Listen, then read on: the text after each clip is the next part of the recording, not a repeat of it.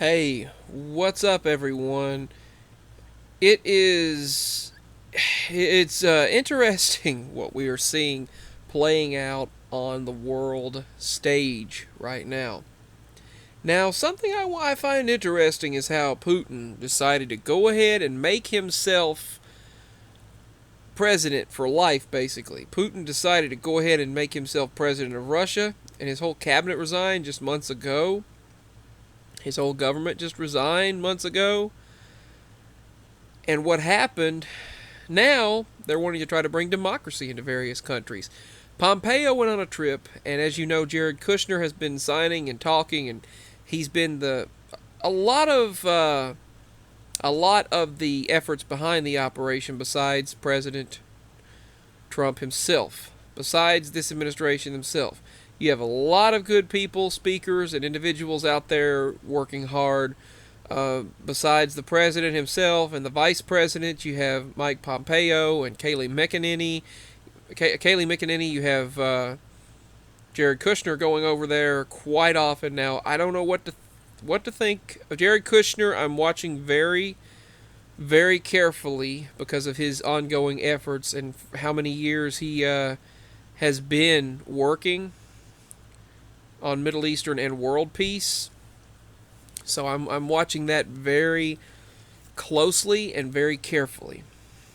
And I noticed when Netanyahu spoke about Jared Kushner, he said, "We've known each other for a very, very long time." And he said, "We've known each other since before." He said, "Can I say how long we've known each other?"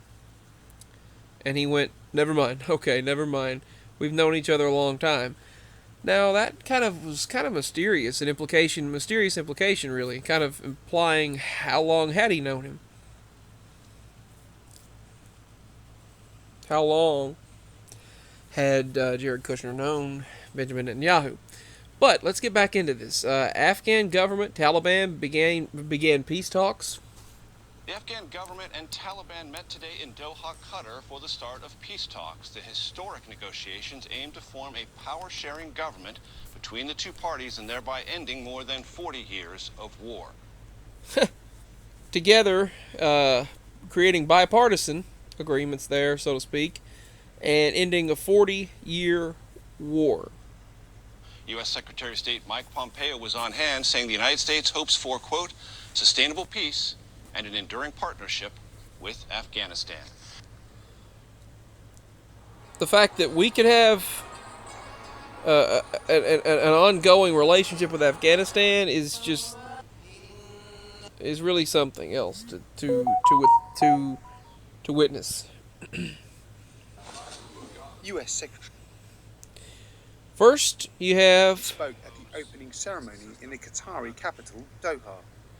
We believe firmly that protecting the rights of all Afghans is indeed the best way for you to break the cycle of violence. Government. This is just kind of an odd sight to see. In this ceremony, I request and I hope that all you see sarcastic remarks. Pay attention to the provisions of holy religion of Islam. The warring sides offer two dramatically different versions of a post-war Afghanistan. A Quran recitation to start the event many Afghans have been waiting for decades. Face-to-face peace talks between the government and the Taliban. They actually had face-to-face peace talks. United States Secretary of State Mike Pompeo flew to the opening ceremony in Doha, Qatar, and urged the warring sides to seize the opportunity. Look, the choice of your political system is, of course, yours to make. In the United States, we've found that democracy, notably the principle of peaceful resolution and rotation of political power, works best. So he's telling that they really need to rotate their political power every few years and have democracy. Democratic systems reflect the choices of the majority while protecting the human rights of everyone. Everyone. That includes women and minorities. They suffer a lot over there, the women and minorities. So we'll see that Mike Pompeo how this would goes. Be coming, that he would be flying from Washington for these talks.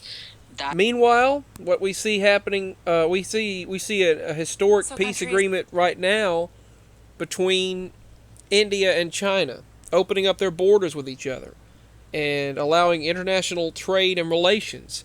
We see they're not speaking about this. They actually took this off of the news on the internet about the trade agreements between China and India. But then we see this happening. And international organizations are both hailing both sides for their commitment to dialogue and called for efforts to protect Afghan civilians during the period of negotiations.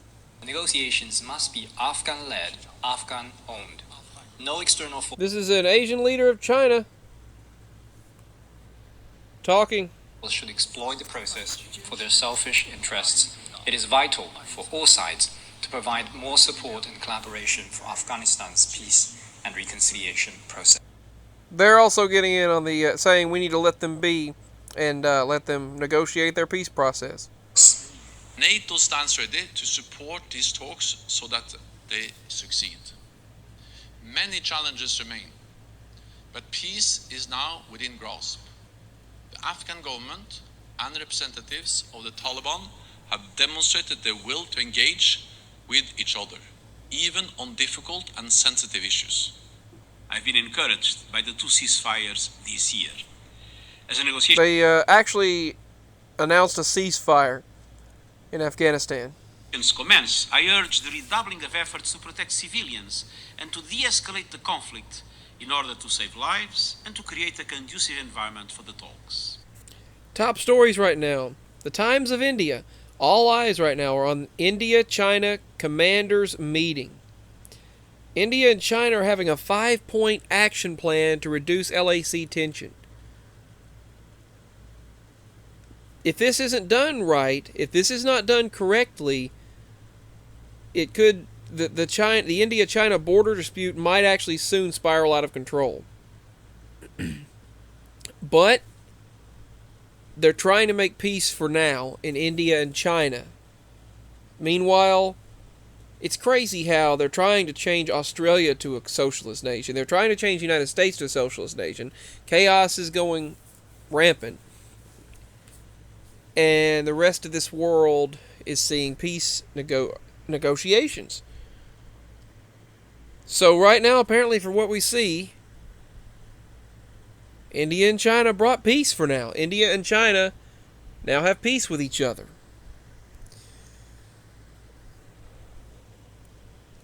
More news. Taliban, and Afghanistan government they met for this historic peace agreement. And it is historic. I mean, people don't... They said it's a truly monumentous occasion. Go to USA Today and you see that the Middle East Peace Accord and economic recovery, space travel, all on the table right now. Let's look up some more peace news here. There's a lot to cover, and it's reassuring in one way, as long as it's not used for negative, nefarious ways. They have signed to end the 40-year-old war in Afghanistan. Pulling our troops out little by little, and Trump has now been nominated for a second Nobel Peace Prize. Sadly, they want to end it because he's nominated. Meanwhile, in Africa, we see some peace negotiations being brokered there as well. And we actually see a Sudan peace deal has been signed in Africa. Ethiopia elections are taking place in eastern and southern Africa in the current midpoint of an election right now. But they said the promise of justice, the promise of development, and the promise of safety. They are looking forward to this. And with eyes on China, the United States has now signed a defense deal with Maldives.